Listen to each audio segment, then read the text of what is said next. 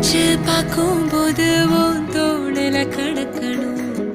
நினைச்சு நெளிஞ்சதெல்லாம் தினம் தினம் நடக்கும். கிடைச்ச நேரம் எல்லாம் கட்டி